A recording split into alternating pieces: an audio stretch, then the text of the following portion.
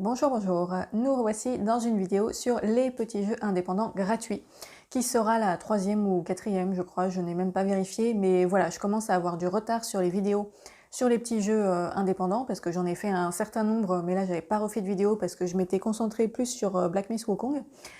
Mais donc voilà, je reviens vous parler de trois de ces petits jeux que j'ai fait sur Steam, donc il y a déjà quelques semaines, et puis je vais essayer de reprendre la série de façon un petit peu plus régulière.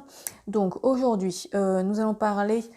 Alors il y avait un jeu très mignon, un jeu assez intrigant, et un jeu avec un graphisme particulier, mais de bonnes idées.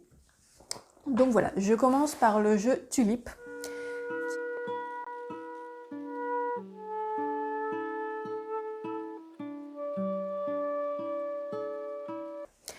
Qui est donc un petit jeu très court où on va incarner un personnage donc, qui s'appelle Tulip, qui est une sorte de petit lapin qui pleure tout le temps.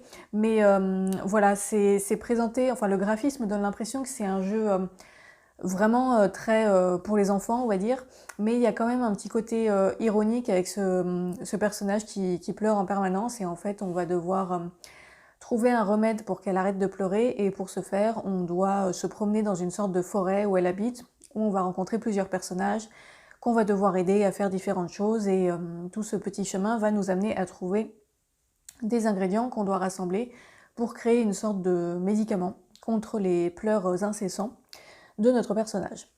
Donc voilà, en gros l'histoire c'est ça, comme je disais c'est très court, mais c'était assez rigolo parce qu'il y a un petit côté décalé dans le jeu, que ce soit dans les dialogues avec les personnages, ou dans le concept. En fait, je dirais que c'est entre le mignon et le décalé, quoi. C'est pas de l'humour, comment dire? C'est pas de l'humour noir ou quoi que ce soit, mais voilà, c'est plutôt un petit côté un peu déjanté, un peu, voilà, un petit humour un peu décalé. Voilà, je trouve pas d'autres mots sur le moment. Mais voilà, c'était assez sympathique. Maintenant, le reproche que je lui ferais, c'est qu'il était pour moi un petit peu trop court. On a à peine le temps de se mettre dedans que c'est déjà fini.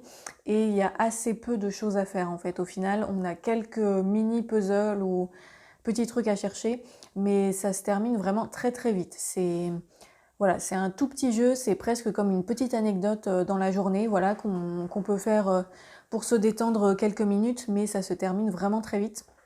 Et du coup, je ne pense pas qu'il me restera très longtemps en mémoire. Je m'en souviens quand même un peu parce que voilà, j'avais trouvé l'atmosphère assez rigolote, mais c'est vrai qu'à part ça, voilà, c'était mignon, mais c'était très rapide, donc j'ai pas beaucoup d'autres choses à en dire. C'est un petit jeu sympa si vous voulez vous divertir quelques minutes, comme je vous le disais, sans prise de tête, et dans une ambiance jolie et colorée. Donc voilà pour ce premier jeu Tulip. Ensuite, un autre jeu très court. Les trois jeux en fait que je vais présenter là, ils étaient vraiment très très courts.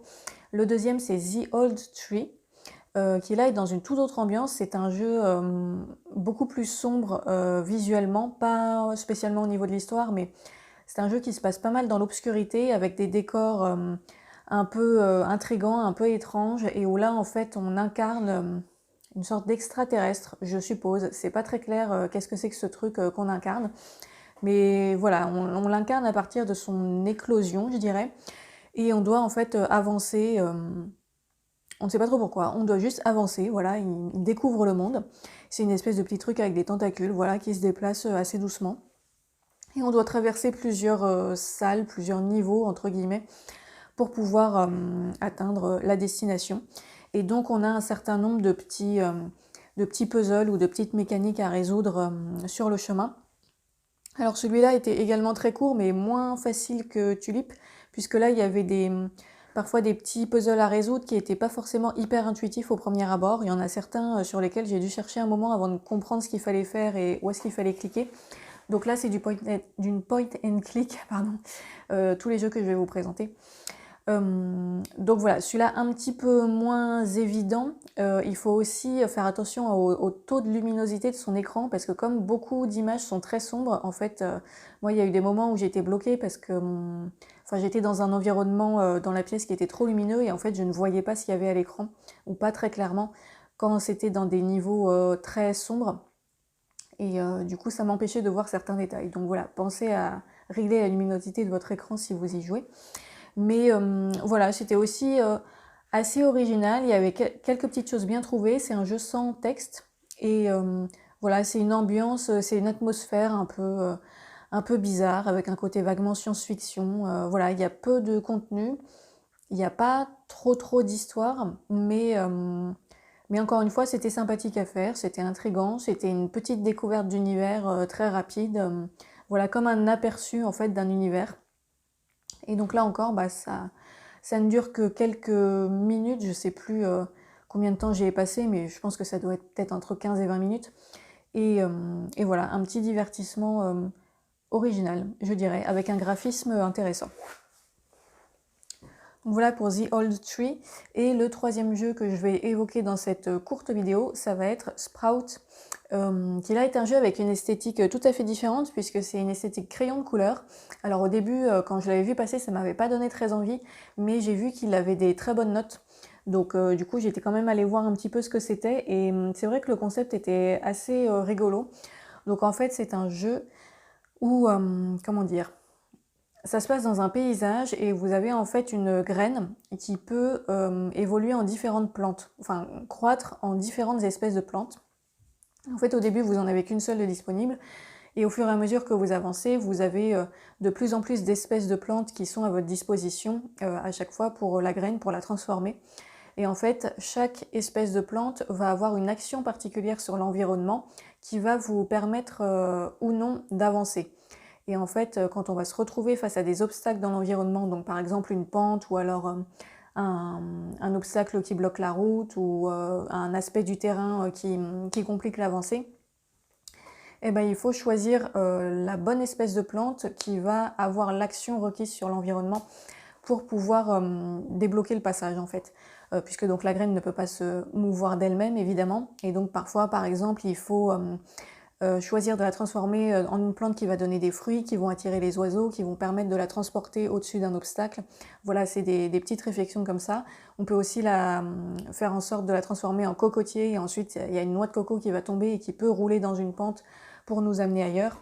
Voilà, c'est un jeu qui joue, un jeu qui implique de raisonner vraiment par rapport au terrain et ouais, aux actions de la gravité, des autres animaux sur la graine, etc.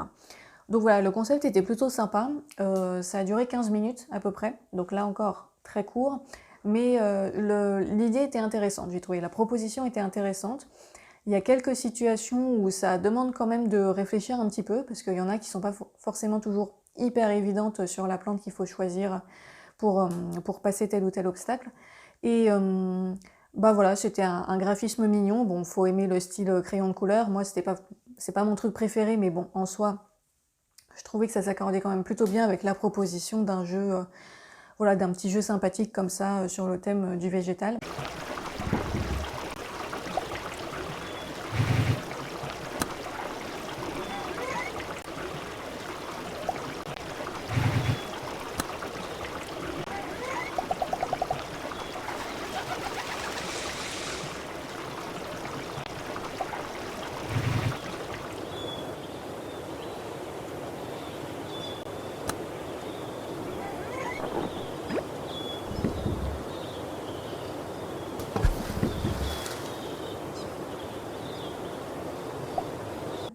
Et bah voilà, j'ai surtout trouvé que le concept était intéressant, parce que là encore, c'est un jeu qui est sans texte, qui se comprend intuitivement, et ça, c'est toujours des choses qui m'intéressent pas mal, de voir comment les développeurs arrivent à faire des jeux universels sans texte.